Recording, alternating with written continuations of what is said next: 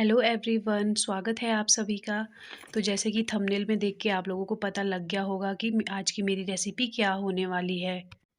मैं बना रही हूँ मीठे और नमकीन दो तरह के सिड्डू, जिसके लिए मैं स्टफ़िंग तैयार कर रही हूँ। ये मैं कढ़ाई में आटा रोस्ट कर रही हूँ और इसके साथ मैं इसमें ऐड करूँगी ड्राई फ्रूट्स पाउडर। और क्योंकि मैं मीठे बना रही हूँ तो उसके लिए मैं इसके साथ में मिक्स करूँगी गुड़। तो मेरा आटा अच्छे से रोस्ट हो गया है। अब मैं इसको उतार लेती हूँ, गैस बंद कर देती हूँ। तो साथ में मैं नमकीन सिड्डू भी बना रही हूँ, तो इसी स्टफ़िंग में मैं नमक ऐड करके नमकीन स्टफ़िंग भी तैयार करूँगी। तो ये देखिए, मैंने ड्राई फ्रूट्स ले लिए हैं। ये है हमारे अखरोट और जो कि मीठे चुल्लू, या हम अपनी बोली में इनको कहते हैं शिरोल्टू। इसी की स्टफ़िंग में आटे के साथ मिक्स करके सिड्डू में डालूँगी। तो ये अब मैं इसको कूट के पाउडर बना के इसको तैयार कर लेती हूँ स्टफ़िंग के लिए।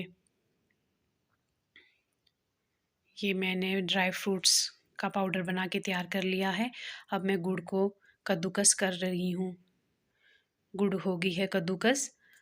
अब मैं इसको स्टफ़िंग में मिक्स कर देती हूँ। आजकल गुड़ खाना सर्दियों में बहुत फ़ायदेमंद रहता है। गुड़ तो सर्दियों के लिए एक सुपर फूड माना जाता है।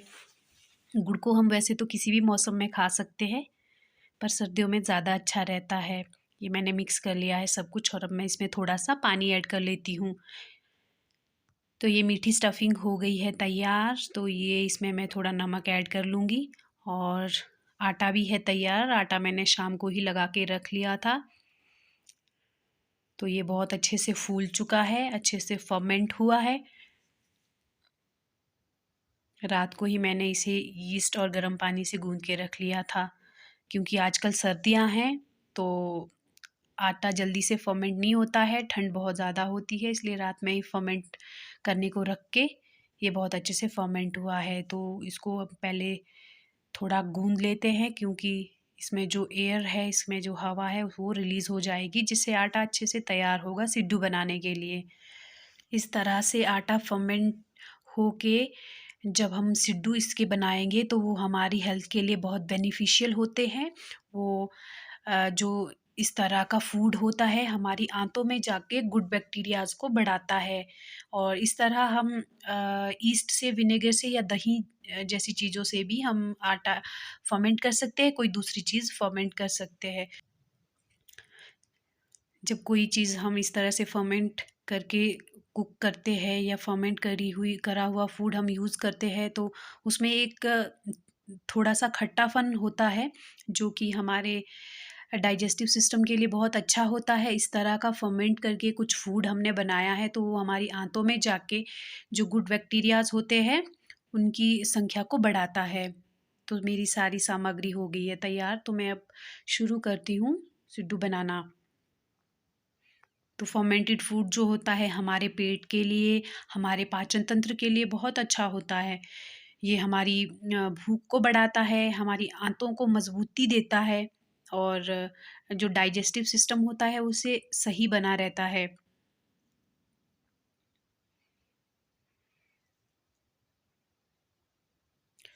जो इस तरह का फर्मेंटेड फूड होता है, जो हमारा डाइजेस्टिव सिस्टम होता है, उसको इस तरह का फूड को डाइजेस्ट करने के लिए ज़्यादा काम नहीं करना पड़ता है, ईज़िली वो डाइजेस्ट हो जाता है और सभी तरह के न्यूट्रिएंट्स भी हमारी बॉडी को ईज़िली मिल जाते हैं।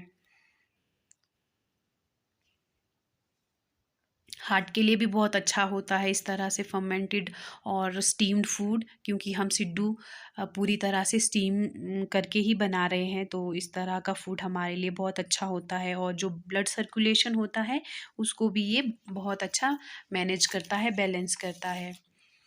क्योंकि ये फूड बहुत ईज़ी होता है डाइजेस्ट करने में, तो हमारे डाइजेस्टिव सिस्टम को ज़्यादा वर्क नहीं करना पड़ता है इसके लिए, तो हमारी बॉडी के दूसरे ऑर्गन जो होते हैं उनको भी इससे हेल्प मिलती है।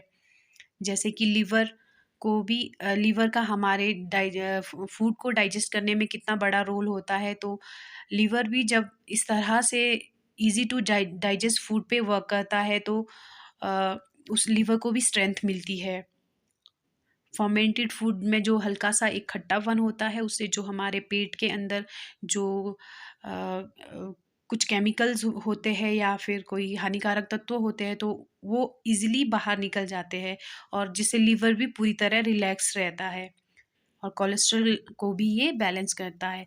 तो इसमें तो सोने पे सुहागा वाली बात है, इसमें ड्राई फ्रूट की स्टफिंग है, इसमें गुड़ है, ड्राई फ्रूट्स में इसमें अखरोट है। तो जो अखरोट होता है वो सभी ड्राई फ्रूट्स में विटामिन्स का किंग उसको कहा जाता है। ये अखरोट हमारी हड्डियों के लिए कितना अच्छा होता है, हमारे दाँतों की मज़बूती के लिए कितना अच्छा होता है और फाइबर इसमें भरपूर मात्रा में होता है।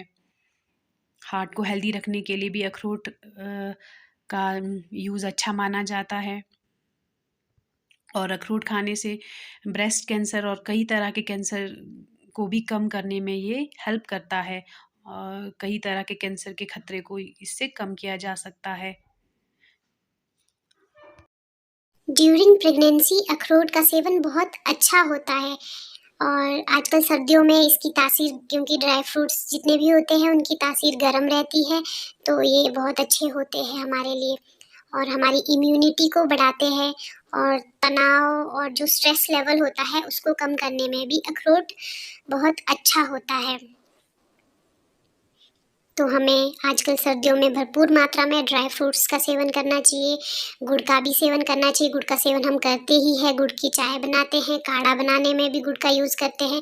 तो इस तरह से स्टफिंग में भी गुड़ है, तो इसकी क्योंकि गुड़ की तासीर गर्म रहती है और सर्दियों में ही ये बेस्ट मानी जाती है यूज़ करने के लिए। वैसे तो गुड़ को हम किसी भी मौसम में खा सकते हैं, पर सर्दियों में ख़ास तौर पर इसका यूज़ अच्छा समझा जाता है, क्योंकि ये हमें ठंड से बचाती है और ऐसा कहा जाता है कि जो हमारा ब्रीदिंग सिस्टम है वो भी गुड़ खाने से काफ़ी इम्प्रूव होता है। सर्दी, ज़ुकाम, खाँसी ऐसे बीमारियों से, इस तरह की प्रॉब्लम से भी गुड़ हमें बचाता है और ब्लड प्रेशर को कंट्रोल करने में भी गुड़ का अच्छा रोल माना जाता है। तो एक ट्रे में मैंने भर के तैयार कर लिए सिड्डू और वो मैंने स्टीमिंग के लिए चढ़ा दिए हैं, तो अब मैं दूसरी ट्रे में भर लेती हूँ। तो इस तरह के फर्मेंटेड आटे से मैं भी फर्स्ट टाइम सिड्डू बना रही हूँ, तो देखते हैं कैसा एक्सपीरियंस रहता है, कैसे बनते हैं सिड्डू। तो इसमें मैं स्टफिंग भर लेती हूँ। ये मैं भंजीरी की स्टफिंग इसमें भर रही हूँ और साथ में मैं इसमें घी ऐड कर रही हूँ।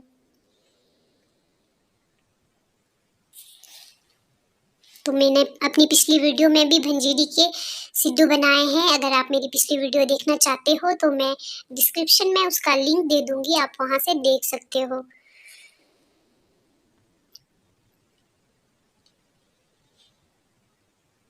तो साथ ही साथ अगर आपको मेरी वीडियो अच्छी लगी हो तो प्लीज़ इसे लाइक कीजिए, मेरी वीडियो को शेयर कीजिए और मेरे चैनल को सब्सक्राइब कीजिए।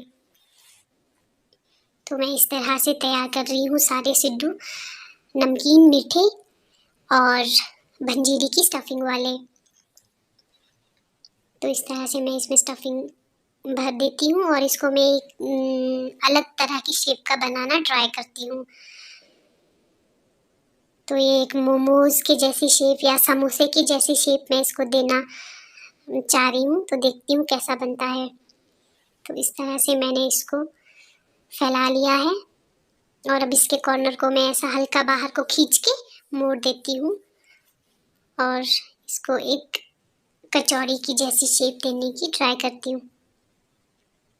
तो हमें हर एक नई चीज़ ट्राई करनी चाहिए, जो चीज़ हमारे लिए अच्छी है, जिसमें कोई बुराई नहीं है, वो चीज़ सीखने में कोई बुराई नहीं है।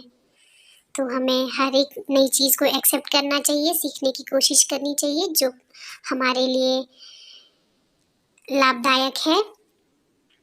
हमेशा कुछ ना कुछ नया सीखना चाहिए। ये देखिए शेप मैंने इसको दे दी है, तो मैं अब एक और बनाना शुरू करती हूँ।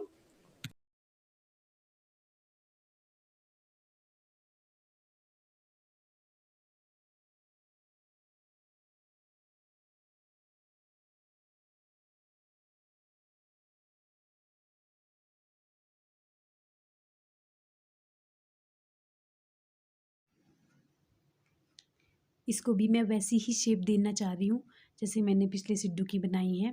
तो सेकंड सिड्डू में मुझे थोड़ा-सा एक्सपीरियंस हो गया है।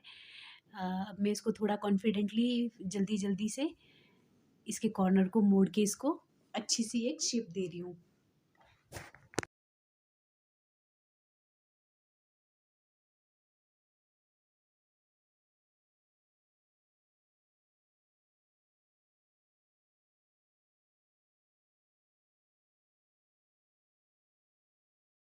तो ये देखिए पिछले सिड्डू से काफ़ी अच्छी इसकी शेप बनी है।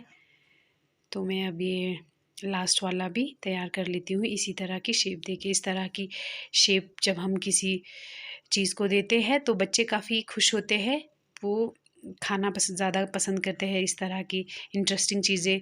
उनको इंटरेस्ट आता है इस तरह अगर कोई शेप देके उनको कोई फूड दिया जाए तो बच्चों का इंटरेस्ट ज़्यादा इंक्रीज़ होता है।